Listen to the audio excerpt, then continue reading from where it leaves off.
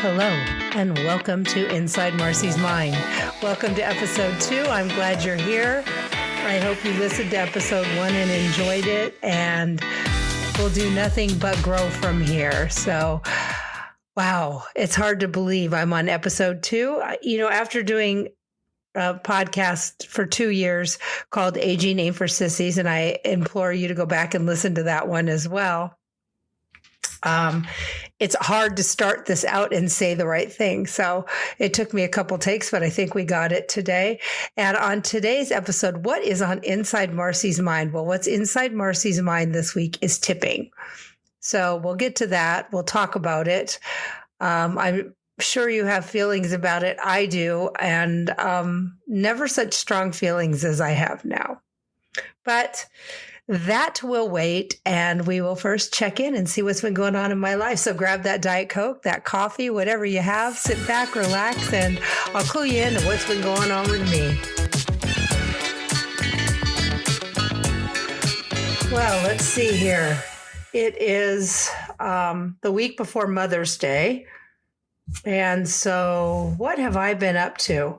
It's been, thank goodness, after traveling to Greece and being gone for a couple of weeks and coming back and being quite busy, this week was a very quiet week for me, not quite as busy. Obviously, going to the gym, we had a lot of rain here and a lot of bad weather, as you know, in the Midwest, not here where I'm at in the downtown city of Chicago, Chi-town, the city of wind.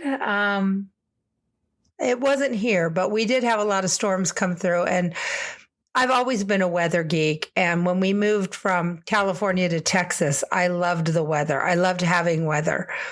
Southern California, although the last couple of years have been different, never really gave me weather. So I enjoy having weather. As you all know, I don't like it cold. So what did I do this week? I made some plans for August. In August, I always head to my nephew's house in Arizona. I am one of the weirdos that love 110-degree weather.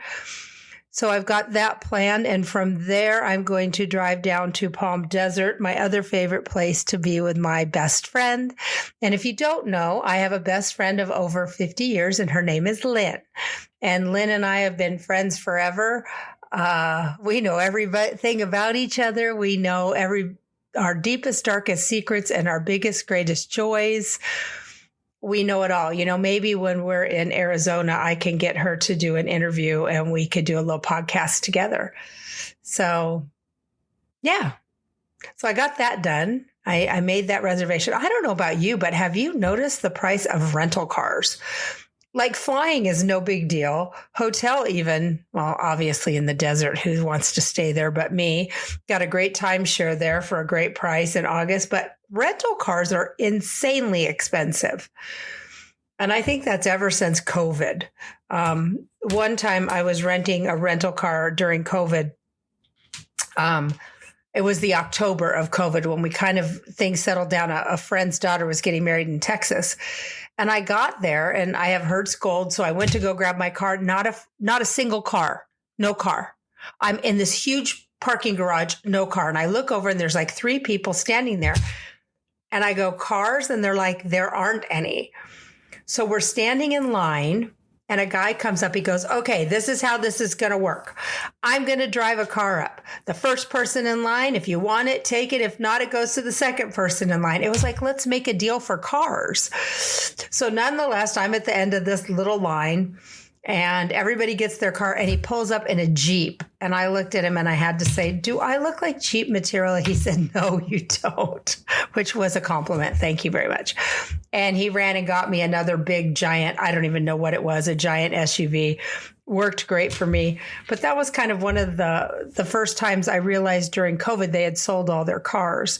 And I have a feeling they never restocked with a full load. And now we have high prices, but we have high prices on everything. And that's kind of going to be what we go into today when we talk about tipping. But again, we'll get to that. What else did I do this week? Worked out. Our pool opened here at the building. It was too chilly this week to use it, but it's open. That excites me. I went to a new doctor. Doctors are important the older you get.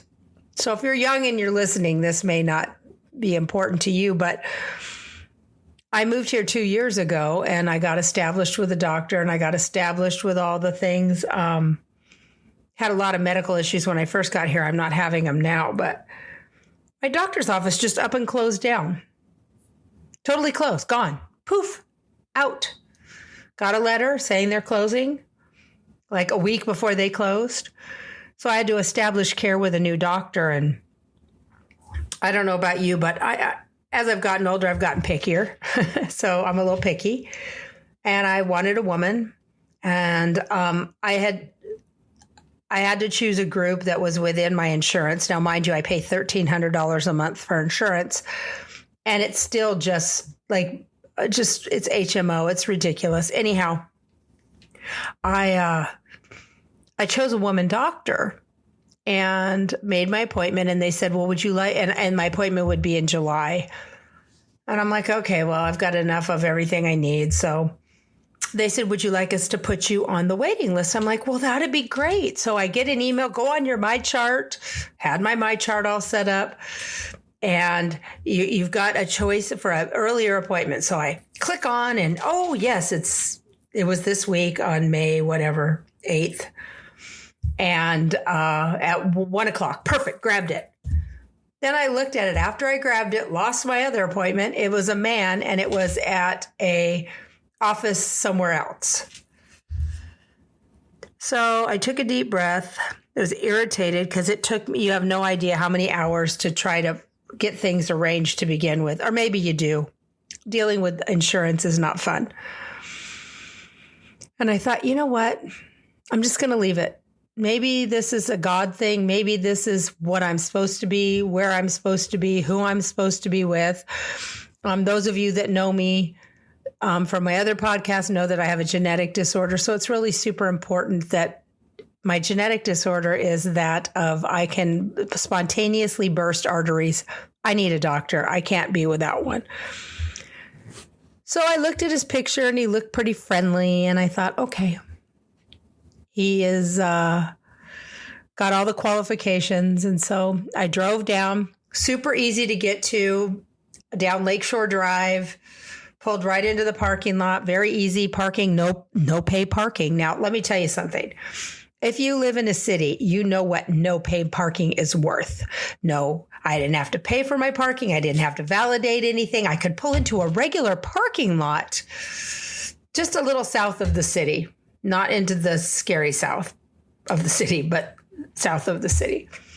Nonetheless, that was exciting. So I got in, he walked in, and he was delightful.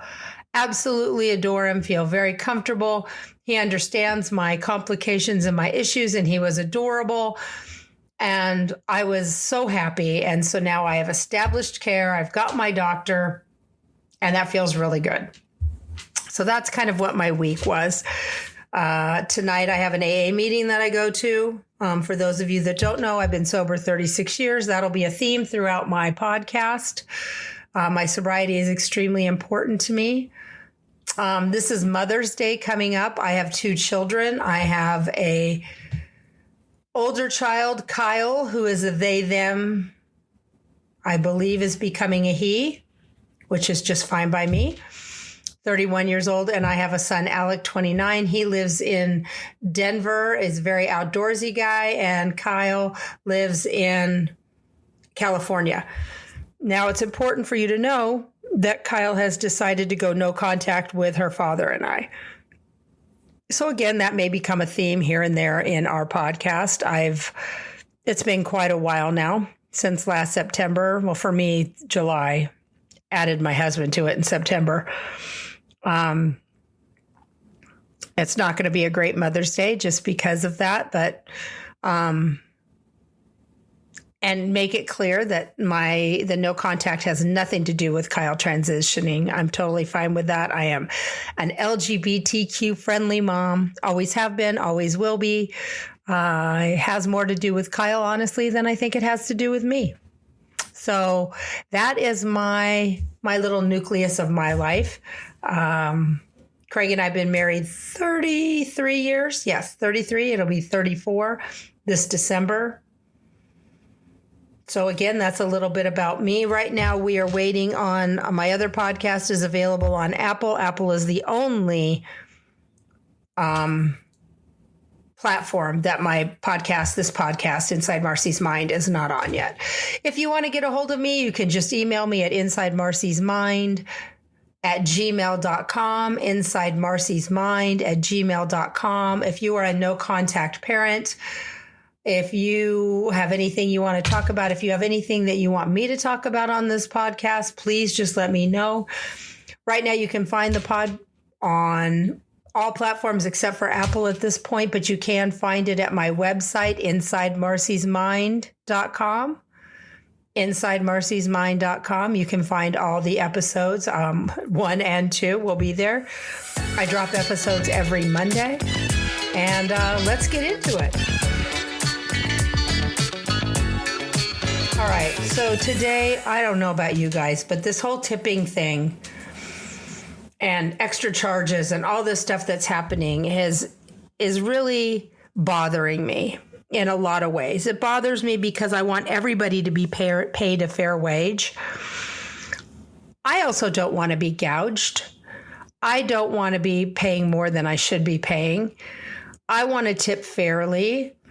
It's a real mind game, this whole tipping thing now. So businesses that never seem to ask for a tip before are asking for tips. It could be a grocery store. It could be at the self-checkout. For God's sakes, we are now checking ourselves out, even at the airport.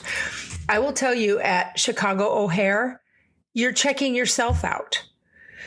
I'm not sure if they asked for a tip there, but I mean, we're doing the work. I don't know. I feel like the world's a little upside down in ways. So what is the etiquette? What is the etiquette? I think it remains the same, but here's my first problem. So I work out and I go up to coffee with my lady friends, and we go to this little coffee kiosk inside 900 Michigan Avenue. I usually get an iced tea. It requires them to put ice in the cup and pour the tea. It's already made and hand it to me. I dress it. I put the lid on. I open the straw, what have you. And I always get the tip thing. And I don't know what to do. And it's, normally I'd throw 50 cents into something. But now, they flip this chart around at me. And it's an uncomfortable position. I want to make sure they're paid fairly. But on the other hand, my 8-ounce iced tea is $4.50. That's pretty freaking expensive for a 8-ounce iced tea. So all of these things are running through my head all the time. And it just kind of got me thinking. And I thought, if I'm thinking, you all are thinking. So there's some variables to keep in mind with tipping. And so first of all, how do we deal with that unexpected tip request from somewhere we never expected it? If someone picks up a couple of donuts and throws it in a bag for you, should they be tipped? I don't know. How much of that tip is going to Square or whoever is running that iPad program? How much of the tip actually goes to the people? Does any of the tip go to the people? I know there was a restaurant where I lived that was called out for keeping all of the tips. So this whole tipping thing is becoming quite a thing. So how much do you tip? Inflation is crazy. Going out to eat here in the city, Craig and I went to, it's called Weber. It's like the Weber barbecue place. We just went, I wanted a good hamburger, and they have good hamburgers. So we went there for an afternoon on a Friday, 3:00. Had a hamburger. Everything was delicious. Everything was good. I got the bill, and there was a service fee of odd amount, $7.99. How they got that, I don't know. But what is a service fee? Why is it there? Is a leftover from COVID? Why do you feel you need to do it? So I wanted to ask my server what it was. So I called him over and I said, I have a question. Now, see, here again, then you're getting looked at as being cheap or what have you. I'm a good steward of my money. First of all, Craig and I are half retired. Craig's half retired. Our money is finite. I I care a little bit more than when we were younger and we had, infinite possibilities of money. Probably should have thought about it then, but I didn't. And I asked him, and he rolled his eyes at me. Well, I don't know about you, but the one thing I hate is somebody rolling their eyes at me. That there just killed me. And he said, well, they add that to the bill on the weekends. I said, oh, okay. After rolling your eyes at me, you lost me there. But nonetheless, I understood that it was just something that was added on. Now, here is the problem I have. So, I have a couple problems with this. Well, first of all, I want you to understand one thing. Make sure that those preloaded tips, the 20%, the 10%, the what have you, is correct. They can put in whatever they want. Doesn't mean it's correct. And I've heard and I've seen that people are having problems with that. It'll say, let's say something was $20 and 20% of that would be $4, right? But you look and it's $6. So just make sure that you are making sure that those are correct. So that's another added stress to when they flip that sign around. Always remember when they flip the thing around, you can put custom tip. Now, I had heard the other day that if you're standing and they're asking for a tip, you don't tip. And if you're sitting and they're asking for a tip, you tip. So there's that. You can always still give a cash tip, but a lot of places are cashless. So like my coffee store, when I go to the hairdresser or anybody that works on my nails, my face, my hair, I tip in cash. I want them to get the tip and I never know where it's going to go. So you have the custom tip option. So then you can always make sure you're giving what you want. So if you want to give 50 cents on that iced tea, you can give 50 cents on that iced tea. That's a fair tip for a drink that was already made. It makes me crazy. Okay. Sorry. So what does tip stand for? First of all, it stands for to ensure promptness. That's a wives' tale, but let's say that's what it stands for. Also, asking me to tip before you've done my service is asked backwards. How do I know if I'm going to like my coffee, what my coffee is going to be like, whatever it is? When you're asking me to tip before you've even served me, I could be standing for 20 minutes waiting for that coffee or that cookie or that whatever it is you've just done. And I've already tipped you. Craig and I go to the Nordstrom's. It's a block up from our place, and we go to their cafe a couple times a month. It's kind of our out of the way, quiet place to eat here in the city. And I like it. You walk up, you order, you pay, but when you sit down, you get service. But they ask you for the tip up front. Now, I tipped very generously one night, 20%, considering I had to stand, I had to order, I had to do all that. And Craig and I that night, there was only another table in there. We got the worst service, the worst. Craig needed pepper for his salad, which I don't know if you've noticed, but salt and pepper on the table is a thing of the past in most restaurants.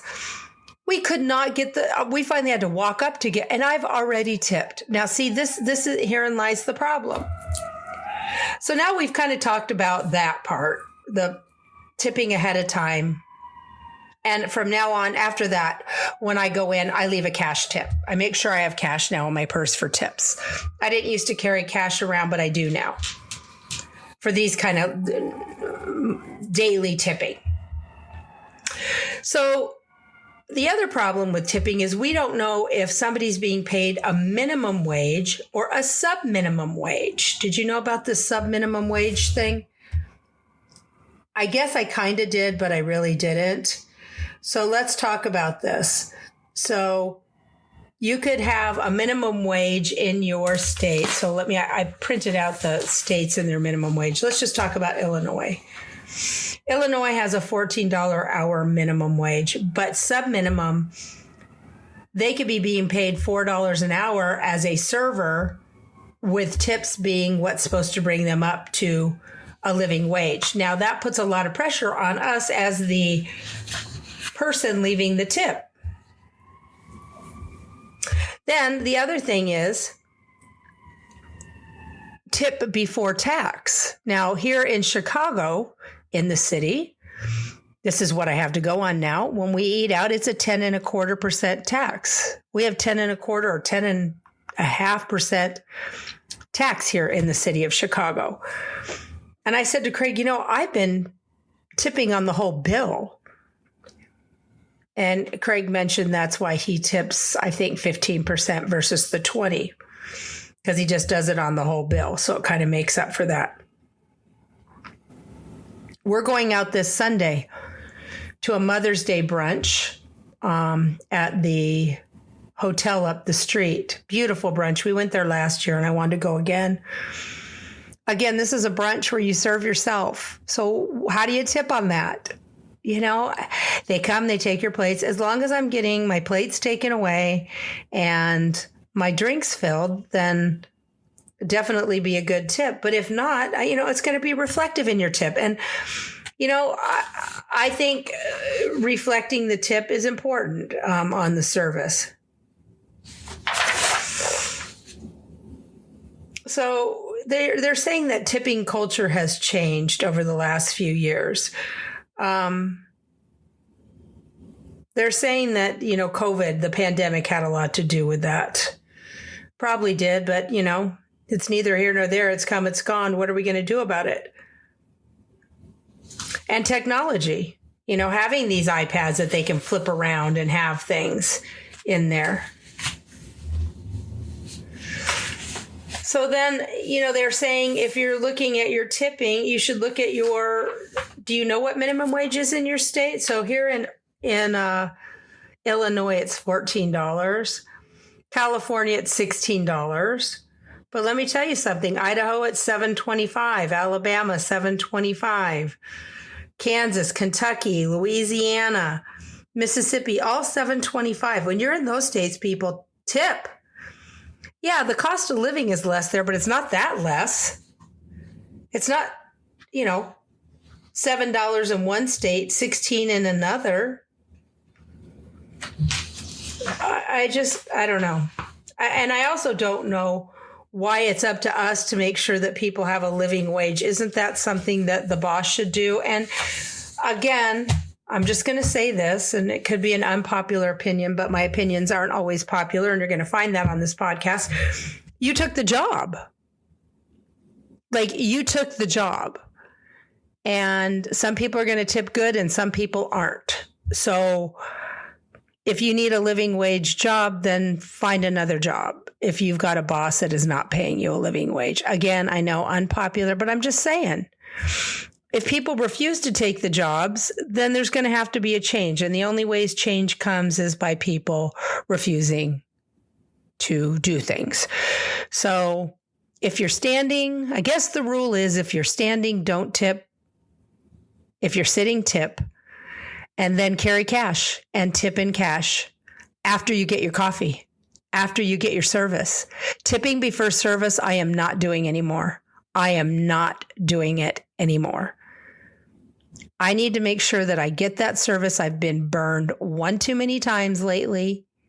And certainly if they're turning it around at a grocery store or someplace where it's just ridiculous, where there's unions and there's things that make sure there's a fair wage, it's not happening.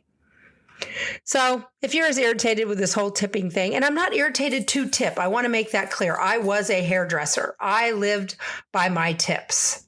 I understand tips are important and I want to tip fairly. But as a consumer, I also don't want to be screwed. And with inflation, we're all hurting. So I want to be fair. I want to make that clear. I'm not against tipping. It's just getting confusing. And hopefully I've taken a little bit of the confusion out of it. Maybe I confused you more. I don't know. Standing, don't tip. Sitting, tip. If you're standing and you want to tip after they do it, that's what I think. Carry cash, tip in cash, throw $1 down. If you give them cash, it's going straight to them. If you're tipping on an iPad, it's not. I guarantee you someone is taking part of their tip. So Anyways, that's what's inside Marcy's mind this week. Whew. Let's see what's inside my mind next week. Hope you all have a great week. See you when I see ya.